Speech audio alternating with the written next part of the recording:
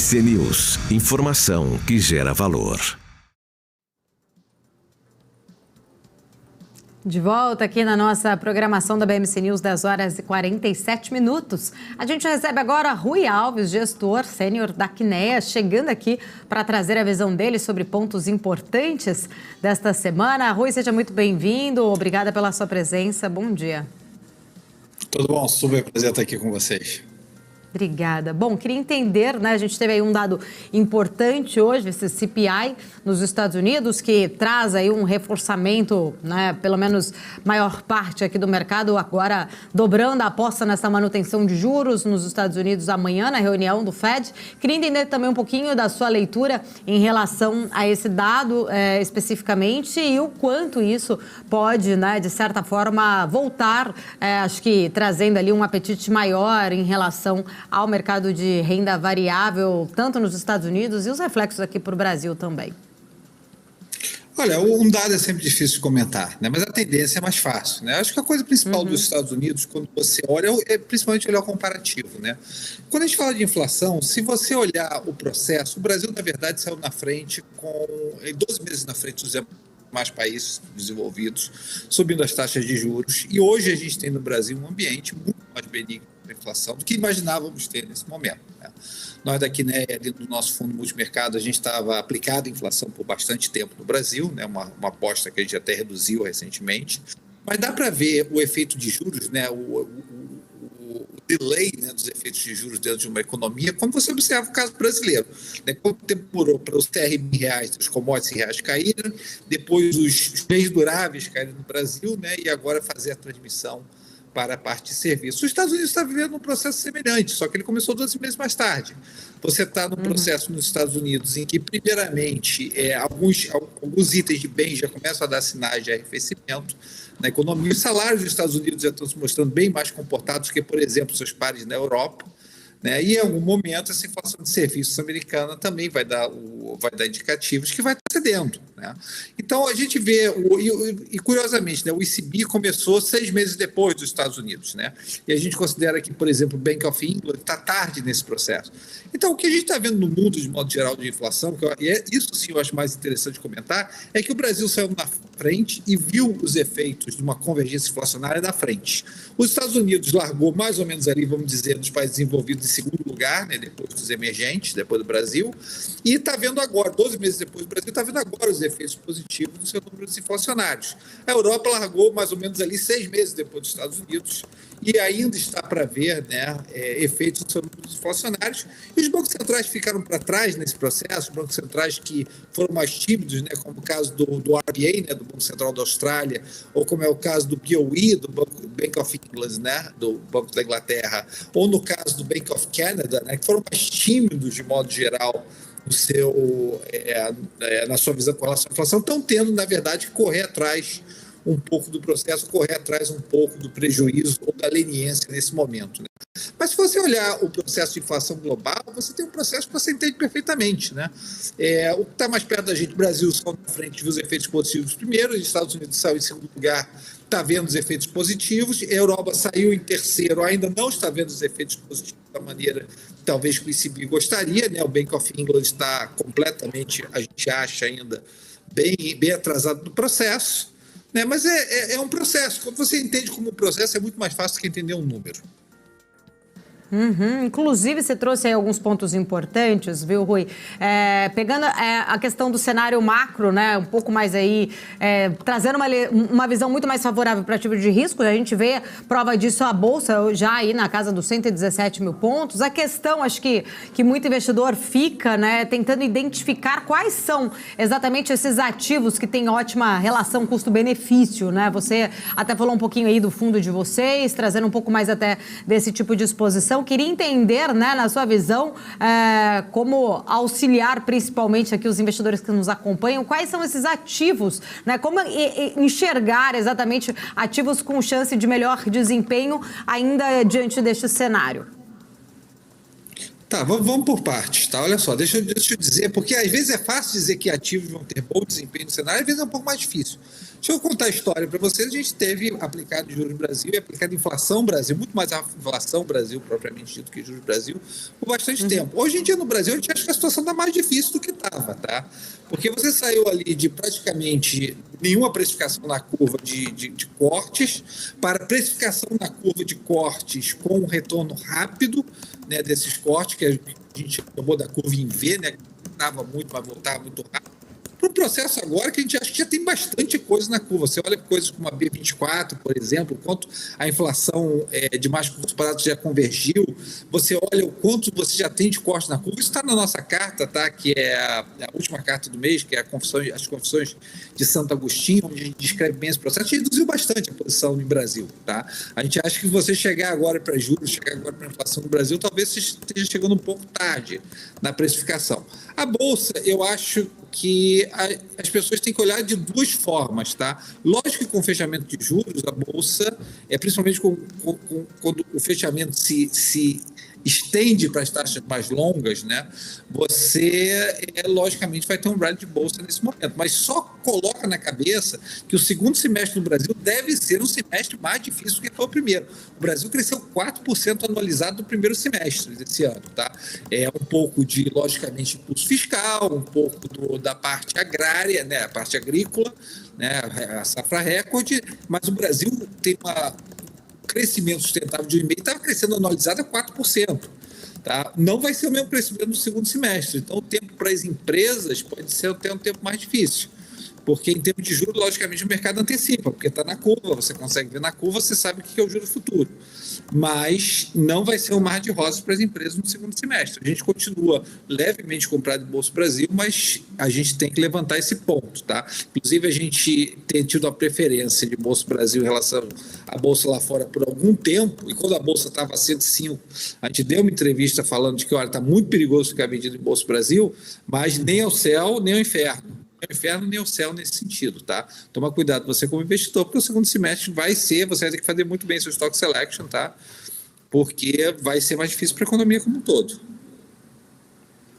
Rui, muito bom dia. Felipe Nascimento falando aqui contigo. Bom dia, Felipe. Você disse aí que está ligeiramente comprado em Brasil. Eu pergunto para você nessa estratégia em detrimento de quais ativos, né? Quais classes de ativos vocês estão preferindo nesse momento de mais incerteza, inclusive, que você estava falando, né? Que é difícil ficar vendido em Brasil, mas também tem todas as incertezas referentes ao Brasil. Nessa estratégia, que classe de ativo vocês estão mais otimistas, digamos assim, ou pelo menos buscando, né, na composição do portfólio, manter do que Bolsa? Não, perfeito. Olha só, deixa eu dizer, a nossa estratégia do Brasil o ano inteiro praticamente foi aplicar a inflação, quer dizer, esperar que a inflação caísse, convergisse. A gente tinha uma visão de que o mercado estava errado com relação ao foco de divergência inflacionária, os números correntes de inflação eram extremamente benignos na nossa visão, tá? Isso se materializou, olha o que aconteceu com a B24, por exemplo, se materializou a nosso favor, tá? Da mesma maneira, a gente achou que o mercado que precificava cortes com rápida subida de juros, praticamente sem efeito nas taxas longas, né, que aquilo ali estaria errado, que a curva iria ceder mais. Isso se materializou. A gente fez essas duas coisas e saiu dessas posições. Tá? Agora, em Bolsa, a gente ainda tem coisas em Bolsa assim. Tá? A gente, por exemplo, a gente vai gostar de coisas que sejam culturais, que não dependam simplesmente do crescimento brasileiro. Por exemplo, a gente acha que Vamos é uma história desse tipo. A gente vai continuar gostando do consumo de alta renda. Tá, que a gente acha que a classe média ainda tem um tempo difícil, mas o consumo de alta renda, como Vivara, a gente continua posicionado. Tá? A gente ainda continua com algumas posições que a gente acha barato, mesmo considerando quanto as Bs já fecharam. A gente gosta de coisas como Iguatemi, que acho que o preço é convidativo. Mas, volto a dizer, se você olhar, a gente tem posições como Sabesp, que é uma questão muito específica, né, muito idiosincrática da ação, mas é muito específico o nosso portfólio hoje. Tá? O que a gente não está fazendo no momento, ou não tem no fundo no momento, é simplesmente dar um cheque em branco para a Bolsa Brasileira, no sentido de que, olha, vai melhorar, porque, na verdade, o segundo semestre vai ser mais difícil, não só para o Brasil. Economicamente para o mundo, não é que você está reacelerando uma economia. Você reacelerou uma economia, tá? Volto a dizer, o Brasil cresceu 4% anualizado nesse primeiro semestre e você vai encontrar uma economia mais difícil no segundo semestre do que você encontrou no primeiro. Rui, eu achei bem interessante essa sua fala, porque eu até destaquei aqui, você me disse em bolsa, setor de locação, utility, shopping, consumo, né, bem variado, como você bem disse, setores bem específicos. Então, olhando para o momento atual, é hora de stock picking, não dá para imaginar que a bolsa como um todo, justamente quando fecha a curva, quando cria esse ambiente de corte de juros, tudo vai subir, a maré vai subir, todos os barcos vão subir. Ainda nesse cenário, o stock picking é interessante e é essa a estratégia de vocês, pelo que eu entendi. Eu acho fundamental, principalmente com o índice do jeito que você tem o índice no Brasil, né? Você vai ter que se perguntar se você quer ter Petrobras, se você quer ter Vale, se você quer ter nomes grandes, os bancos, por exemplo, né? Se você quer nomes grandes ou se você, na verdade, ou se você, na verdade, vai para a idiosincrasia. Eu acho que o Brasil, no momento, nós achamos que é um momento de idiosincrasia. Você vai ter que fazer o seu stock selection razoavelmente bem feito, né?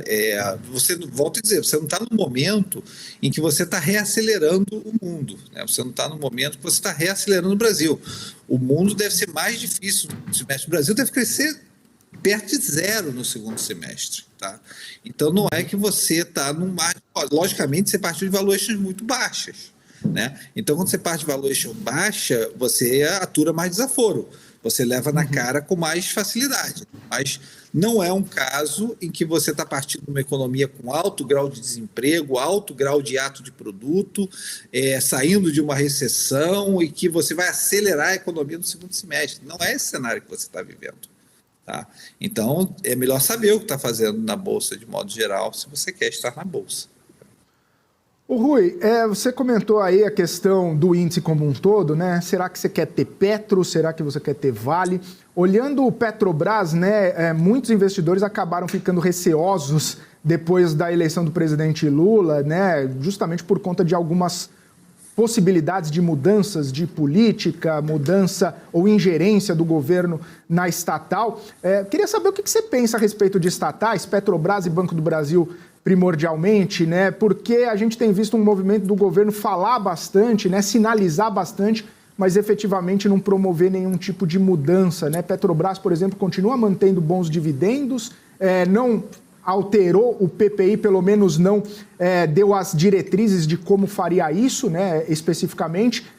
Banco do Brasil continua, né, com o seu core business ali muito bem estruturado, divulgando seus dividendos também. Enfim, né, o receio que se pintou em outubro do ano passado acabou, pelo menos até agora, não se concretizando efetivamente. Como que você olha para essas empresas? O que você tem de percepção a respeito dessa situação envolvendo estatais e o governo propriamente dito? Bom, é fácil de começar o discurso e dizer que o gestor não tem opinião, o gestor tem posição, né? Então, tipo assim, a gente não está nessas empresas no momento, tá? A gente acha que tem bastante coisa com as valuations que chegaram no Brasil, tem bastante coisa que dá para modelar, dá para ter visão, dá para ter um certo controle sobre o seu processo de investimento, né? A gente prefere estar em posições em que a gente consegue, seja ela Vivara, seja ela Arezzo, seja ela Iguatemi, seja ela Vamos, coisas que a gente consegue modelar e consegue ter uma ideia de onde a gente quer chegar, né, e um certo controle sobre o processo de investimento.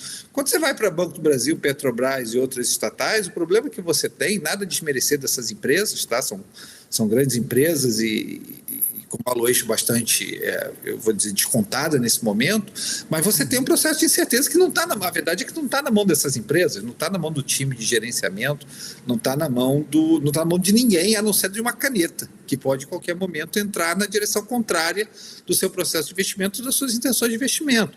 Então, faz o seu processo de investimento mais incerto, né? E volto a dizer, você não controla essa caneta, né? Você não controla a caneta do Palácio do Planalto, né? E é a cabeça do Congresso. Então, é um pouco mais difícil de um processo de investimento. Se a gente tivesse com falta de oportunidades no Brasil, na seleção de ações, talvez fosse o caso de olhar, mas não é esse o caso no momento, né? Você teve diversas ações que foram bastante descontadas e que abrem espaço para que você possa seguir o seu processo de investimento com certo grau de controle, tá? Então, além de não ter opinião, a gente não tem posição nessas ações no momento.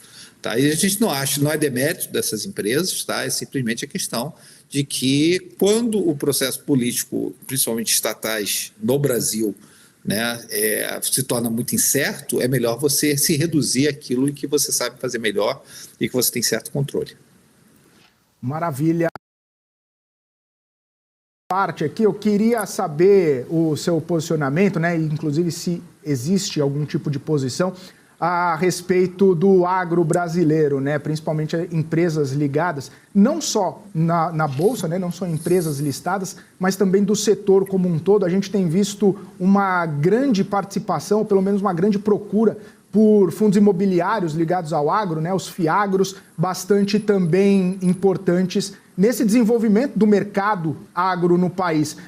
Você tem posicionamento a respeito desse setor? Como que você avalia, principalmente depois de um PIB bastante sustentado pelo agro brasileiro, houve uma grande procura, ou pelo menos houve uma grande interpretação de crescimento ainda maior desse setor na economia brasileira. Você está otimista? Você tem um posicionamento em relação ao agro brasileiro? A gente é bem, tipo assim, o agro, na verdade, é o que salvou o Brasil, né? A gente fez um paper bem interessante até, eu acho que ano passado, né, chamando Colhendo o que Plantamos. É uma carta que tem no nosso blog, onde a gente descreve bem o processo agro brasileiro, que embora seja, as pessoas digam que seja só 6% do PIB, na verdade ele chega a ser 25% do PIB, quando você considera toda a cadeia, né, de maquinários, de renda, de tudo que é transferido para a economia como todo, né, o agro é um percentual o agropecuário, né, é um percentual muito grande da economia brasileira. Tá? E o Brasil, na verdade, a gente fala que o Brasil é um país que desindustrializou, perdeu produtividade, o crescimento de produtividade no agro brasileiro não é uma coisa perto de 3%. Então, na verdade, é o tigre brasileiro, né? O agro realmente é a parte em que a gente pode se orgulhar. Logicamente, nem todo ele é listado, e logicamente não sendo listado permite menos oportunidade, mas tem empresas no Brasil fantásticas. A SLC é uma empresa fantástica, tá? É uma empresa super bem gerenciada, é uma empresa que, tipo assim, você pega a empresa, o que ela entregou nos últimos 10 anos é fantástico, né? Ela passou ali para o arrendamento de terras, a maneira que ela saiu do sul ali, foi para o centro, Mato Grosso, tipo assim, é uma empresa de primeira linha, em termos globais, né? O problema que a gente tem no agro no momento é que a gente tem uma visão um pouco mais negativa para o preço das commodities agrícolas, né? Você está vindo uma safra recorde do Brasil, está certo que a Argentina teve queda de safra, está certo que não choveu nas últimas 2 ou 3 semanas nos Estados Unidos, mas deve ser uma safra boa dos Estados Unidos, né? A gente tem uma expectativa boa para a safrinha no Brasil também, foi revisada para cima, se não me engano, hoje na Conab. E nesse sentido, né, a gente não consegue ser muito positivo no preço do milho e na soja. Isso limita um pouco em termos de empresas listadas no Brasil, que dependem do preço. Logicamente, o preço da commodity acaba sendo muito preponderante, né? A gente acaba não tendo um posicionamento mais contundente, mas reconhecendo que é um setor importante e que no momento que a gente perceber uma estabilização de preço dessas agrícolas, a gente quer voltar para esse setor. Tá, e tem boas empresas no Brasil para isso. Mencionei a SLC, que a gente acha que é uma empresa aí bastante interessante nesse setor.